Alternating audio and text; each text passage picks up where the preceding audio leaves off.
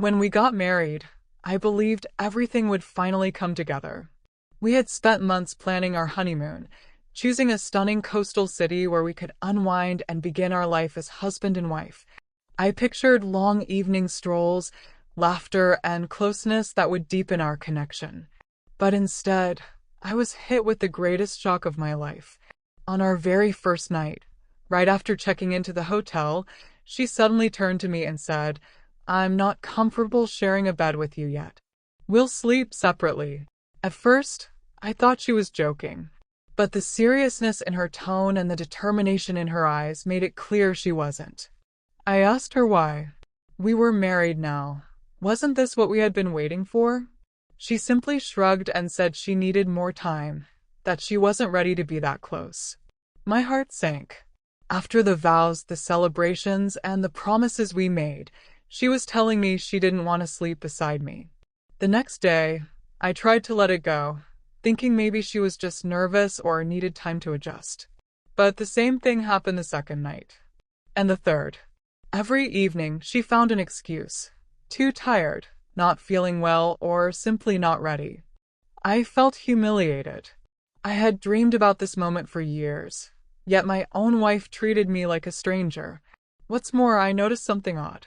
While she kept her distance from me, she was glued to her phone, messaging and laughing quietly to herself.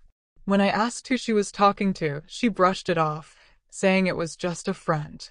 But that explanation didn't sit right with me. We were on our honeymoon, and she seemed more interested in her phone than her husband. By the fourth day, frustration boiled inside me. I decided to test her. I suggested we take a short trip to a nearby tourist town, a place known for its beauty. She lit up, eager to go. Yet once we arrived, she once again withdrew, acting cold and distant. That night, she refused again to share a bed. I'd had enough. Lying awake in that small hotel room, it hit me. This marriage was nothing like I imagined. Instead of love and closeness, I felt like an outsider. Worse, a terrible suspicion grew in me that she was pushing me away because of another man. My gut told me she wasn't simply not ready. She was hiding something. The next morning, I made my choice. I quietly booked a flight back home without telling her. Before leaving, I wrote a short note. "If you never truly wanted to be my wife, you shouldn't have married me. I hope you find what you're really looking for." Then I walked out, leaving her behind. When I got home, I turned off my phone for an entire day. The peace I felt was strange but freeing. The weight of her rejection, her secrecy, her distance, it all lifted. When I finally switched my phone back on, dozens of missed calls and messages poured in. She was furious, demanding to know how I could abandon her. I ignored most of them, but one message froze me in place. She wrote, "You embarrassed me. What will people say?" That single line told me everything. She wasn't concerned about me, our marriage, or even the truth of what had gone wrong.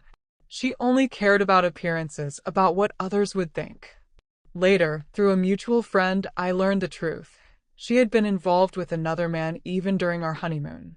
She hadn't been nervous or hesitant at all. Her heart simply belonged elsewhere. The betrayal cut deep, but it confirmed I had made the right decision. When she eventually returned home weeks later, she tried to play the victim, accusing me of cruelty for leaving her in another city. I didn't argue. I just told her marriage requires honesty, loyalty, and respect, 3 things she never gave me from the very beginning.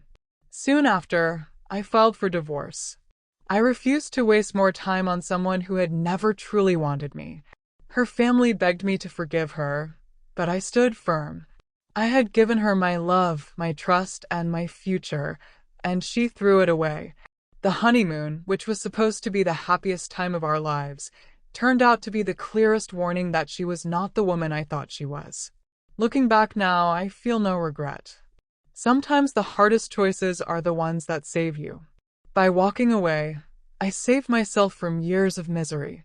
She thought she could humiliate me, keep me waiting, and still cling to her secrets. Instead, she lost everything. Now, whenever I think of that trip, I don't see failure. I see the moment I found my self-respect. I learned that love cannot exist without trust and honesty. And I learned that sometimes leaving someone behind is the strongest revenge of all.